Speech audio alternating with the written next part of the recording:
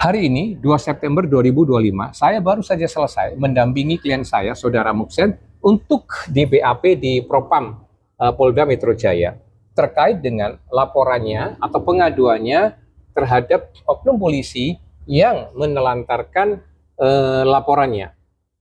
Laporan ini sudah kami lakukan sejak November 2023, ya, dan hari ini klien saya dipanggil untuk di BAP untuk menerima kepastian bahwa pengaduan atau laporan kami itu dijalankan. Artinya setelah sekian lama melalui satu proses yang namanya audit investigasi, hari ini dipastikan bahwa pengaduan atau laporan itu akan naik ke dalam sidang kode etik. Nah, hal ini mengembirakan, hal ini menimbulkan optimisme. Saya ingin membagikan ini bagi masyarakat luas agar masyarakat luas memaklumi bahwa di dalam internal Polri itu masih sungguh-sungguh ada penegakan hukum, ya, bagi anggota-anggota Polri, ya, yang menelantarkan laporan polisi dari masyarakat, di mana laporan polisinya itu memang sudah cukup meyakinkan, ya, suatu laporan polisi yang memang patut untuk dituntaskan, tetapi tidak dituntaskan oleh berbagai alasan apapun itu, maka ternyata di internal polisi masih ada penegakan hukum, ya, bagi anggota polisi yang bersangkutan. Nah, tentu ini memakan energi dan waktu yang relatif lama. Laporan kami ini kami sampaikan ke Propam sejak November 2023, dan baru hari ini kami menerima kepastian bahwa laporan atau pengaduan kami itu akan naik ke sidang kode etik. Walaupun demikian, sekali lagi ini mengembirakan, ini memberikan satu pesan optimisme bagi masyarakat agar masyarakat tidak pernah berputus asa untuk melaporkan kalau menghadapi oknum-oknum polisi yang nakal, yang patut diduga tidak menjalankan tugas kewajibannya secara profesional.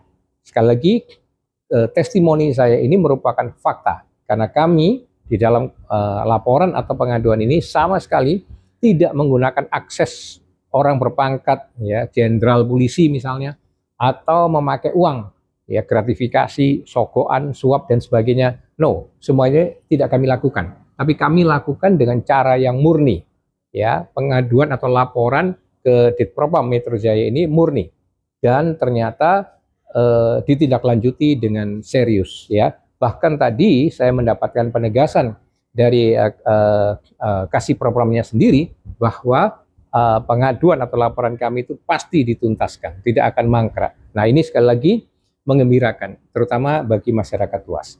Nah, catatan saya yang kedua adalah ketika saudara misalnya mau memiliki satu peristiwa hukum dan mau melaporkan peristiwa hukum, sungguh-sungguh pelajari dulu, yakini dulu bahwa peristiwa itu memang sebuah delik, gitu, ya. Artinya mulai dari peristiwa hukum sebagai fakta hukum itu harus diuji dulu, ya, apakah peristiwa dan fakta hukum yang mau Anda laporkan itu betul-betul memenuhi unsur delik, dan setelah itu apakah peristiwa atau delik itu betul-betul didukung oleh bukti-bukti yang sah dan meyakinkan, ya. Nah, kalau memang sudah firm seperti itu, bolehlah Anda bergerak melakukan tindakan laporan. Singkatnya, jangan ngasal kalau mau membuat laporan polisi. Yakini dulu bahwa peristiwanya, faktanya, unsur deliknya, buktinya, semuanya itu terpenuhi dengan sempurna, ya, agar apa? Laporan saudara itu nanti kalau dimangkrakkan atau tidak ditindaklanjuti oleh polisi, nah, saudara bisa melaporkan itu dengan sangat meyakinkan, gitu. Sehingga laporan yang tidak abal-abal, yang tidak ngasal, laporan yang tidak sembarangan, itu benar-benar bisa ditindaklanjuti, ya. Nah, ini penting saya bagikan karena banyak kali masyarakat juga kadang-kadang main lapor, ya, main ngadu ke polisi padahal lemah deliknya dan sebagainya. Dan ketika tadi saya mengatakan fakta peristiwa hukum itu harus diuji secara hukum, apakah itu sebuah delik atau bukan, ataukah itu sudah memiliki bukti yang sah dan meyakinkan atau belum. itu tentu kan sudah menyangkut ke teknis. Kalau saudara menggunakan pengacara, pesan saya carilah pengacara yang benar-benar berintegritas, yang tahu track recordnya, yang bisa dipercaya, yang konsisten, yang komitmen, yang jujur. Jangan pakai pengacara abal-abal. Apalagi biasanya pengacara-pengacara yang suka menyombongkan diri, yang suka sok jagoan, ya, yang suka pamer-pamer karirnya atau perkaranya, itu hati-hati, banyak pengacara yang membual. Dan sudah beberapa kali ya saya juga membantu klien melaporkan pengacara-pengacara nakal yang seperti itu, ujungnya menelantarkan kasus gitu. Ngomongnya saja besar gitu ya. Nah, hati-hati. Jadi dengan kata lain begini, kalau kita sebagai masyarakat mau mengambil tindakan hukum, betul-betul pertimbangkan dengan cermat, dengan seksama semua hal yang terkait hal itu, baik peristiwanya, deliknya, unsur deliknya, kemudian alat buktinya, sampai kalau Anda menggunakan pengacara, semua Anda harus periksa dulu, ya, yakini dulu dengan seyakin-yakinnya, baru ngambil tindakan hukum. Kalau tidak, jangan ngasal, sebab tindakan hukum itu punya konsekuensi.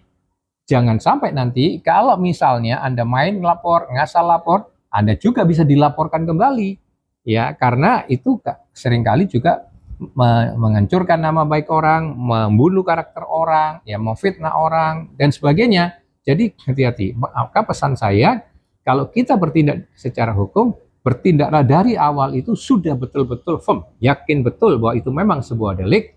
Itu catatan saya, dan salam merah putih.